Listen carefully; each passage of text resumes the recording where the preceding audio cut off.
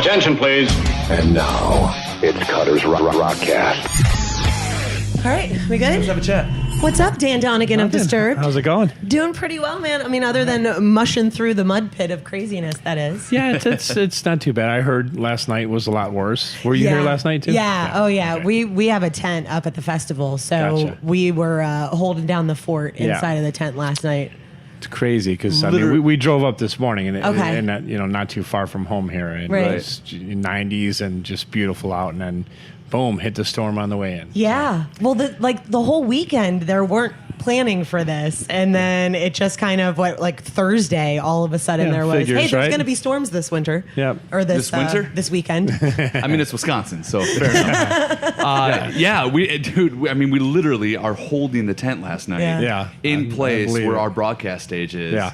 And obviously having to deal with the haters about Rob Zombie, and that sucked. And today was a little weird with the tornado warning, but this is outdoor. Did they get to play at all, or did they cut Rob his Zombie set? had to cancel. Yeah. But it's really cool though that you guys were willing to start later to be able to fit more bands in today. No doubt. That was awesome. Hopefully it holds off now. I think we're in the clear now. I think so. I believe so. I know there's a lot of people that are really looking forward to seeing you guys tonight. I've had a lot of our listeners have reached out specifically to Disturbed and about what you guys are doing right now. Big push with mental health awareness, with A Reason to Fight. At what point in time did you say, as a band, we want to wrap our hands around this? Well, I mean, all of us collectively have dealt with the issues of addiction or depression, whether it was us individually or close family members or close friends, and as most people have. But it really hit home, and early on, when we were in the writing process and in the studio, I had mentioned to David, because a lot of times when we start writing, we've written over 100-something songs together, so we're sometimes he'll turn to us and say, hey, is there anything trying to, spark a new idea or a new subject that we haven't touched on before? And I had mentioned to him early on that I wanted to kind of touch on, because I have a close family member to me that has had his struggles with addiction, and I know what a great guy he is. It's my brother. He's had his battles and he's struggled with it. But he's a great guy, and I could see, the shame in his eyes of feeling like he let himself down, but let everybody else down. And so I'm always there pulling for him, because I know that it's a demon. It's something you got to battle every day when you get to that point. And we wanted to spin, the positivity to it of just letting those who are fighting those demons to. Keep fighting that, and they're not alone. And you have, it's our job to kind of step in and intervene and hope that we can be that added strength to them to help continue in that fight. And Mike, our drummer, had lost his brother just over 3 years ago, who had his own battles. David had lost an ex-girlfriend many years ago when he was a lot younger, and John had a family member as well too, and like I said earlier, just friends as well that have some of them has lost that battle. So we just really thought it was an important topic to touch on, and the song kind of came last minute because musically I had the intro piece on the guitar, and I didn't quite have enough of music to where I was ready to present it to the guys just yet. And we were in the studio in Las Vegas making the album, and the song almost didn't become a song because I wasn't ready to present the music. So I had the intro piece, and we had a little bit of downtime in the studio, and Kevin Churko, our producer, walked in the other room to set up some microphones on the drum kit, and we had a little bit of downtime in the control room. So I just started noodling around and started playing that part. And David's like, wait a second, just keep playing that for a second, and just keep looping that part. And, a melody came to him, and he just started kind of scatting over it, just kind of scatting over the top of it. And it just, right off the bat, it just had this catchy melodic hook to it, and we made it a priority. And then at that point, as the music was progressing and we finalized it in the studio, then it felt, that kind of brought out the emotion of the song, and we said this, or David said at that point, this is the one we need to use musically we need to send this message lyrically with it. It just seemed like fitting. Yeah. Because I was trying to force the idea into another music piece I had originally, because the music piece I had was more complete with the other one. So I'm trying to force the issue down that one. But once we got this musical piece together, and then he kind of pulled it all together, and then hit it out of the park from that point. It's funny how that all works out, where some things just fit in the pocket.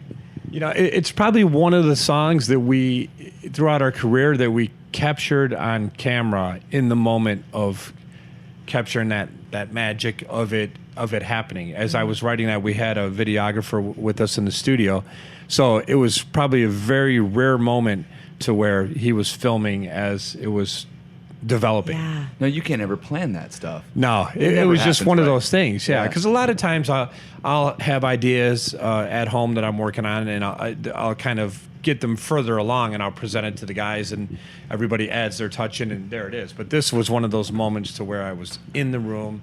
David's hearing it like for the first time.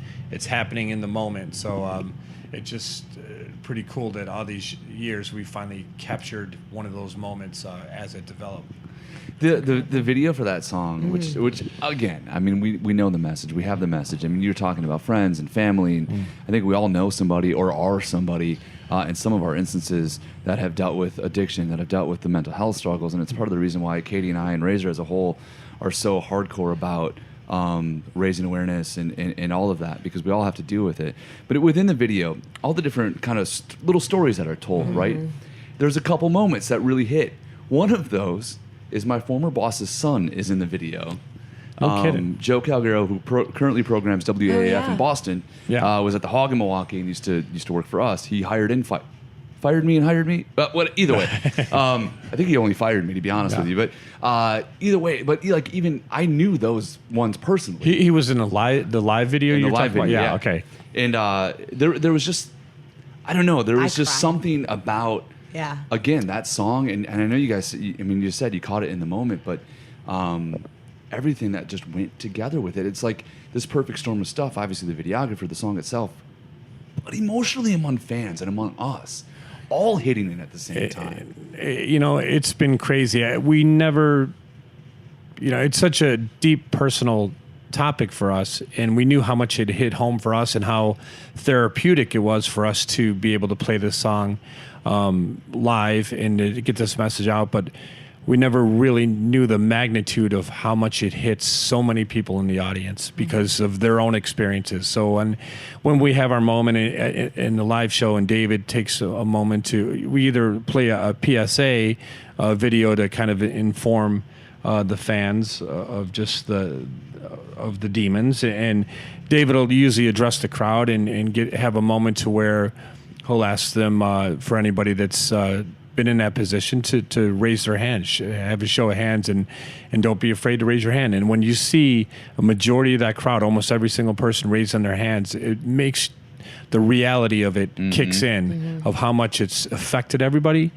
And it also kicks in that you realize that you're not alone on this, and there's nothing to be ashamed of, and it's a very emotional moment. I think the first couple times we did that, and it just kind of happened there of him saying, let me see a show of hands. And then when it hit, I think we were all brought to tears on it. And when you can see the biggest, musclehead, beefiest guy out there in a mosh pit, the song before or whatever, and the next song he's down and broken down in tears, you realize it's okay to let your guard down. It's okay to show that, whatever that guy's experience is, whether it was him or a loved one or a friend or whoever, there's a lot of people going through it. So we just want to help push the message and raise the awareness. We appreciate that. It means a lot to us. We as a whole, like Cutter was saying, with mental health. I mean, I'm cuckoo for Cocoa Puffs, and I'm pretty honest about it. And it See, I don't like Cocoa Puffs generally. It all kind of born out of 2 years ago, after Chester passed away. That was the moment that we all were like, we got to do this. So it's amazing to see bands coming together and artists coming, just everybody in the rock community. It feels right now coming together and really standing behind mental health. So thank you. Yeah, no problem. You know what? A big turning point for me, surprisingly, was when Robin Williams committed suicide. That's a lot. I hear that a lot among a lot of people. Yeah, I think because in my younger years, I would get angry like a lot of people would get when I had a few friends that committed suicide. I would get angry and think, it's a selfish thing, and I'd get frustrated. I'm like, you didn't get rid of the pain; you just passed it on to somebody else that loves you by doing it. And then I see someone like Robin Williams do it, and I realize that this is a sickness. It's not a choice. You look at somebody and you think like, this guy is famous. He makes everybody around the world laugh. He's got money. He's got family. You think he's got everything. Why would somebody like that do it? And the reality kicked in that it is a sickness, and they can't help it. So I mean. It's just one of those things that kind of finally kicked in. The same with Chester and Chris Cornell. You got everything. Your beautiful family, money, fame, fans everywhere. And you think that that's going to solve your problems, and it doesn't. There's just people that are dealt that, and they have to battle those demons. Well, hopefully together we can erase the stigma, and we can make it as normal to go to the doctor and talk to a therapist when you're having a bad day as it is when you're having a cold. So thank you for doing this and for taking the time to sit down and talking to us today. Really appreciate it. Appreciate that, Dan. Thank you. Cutter's Rockcast. Don't forget to tune in. Exactly.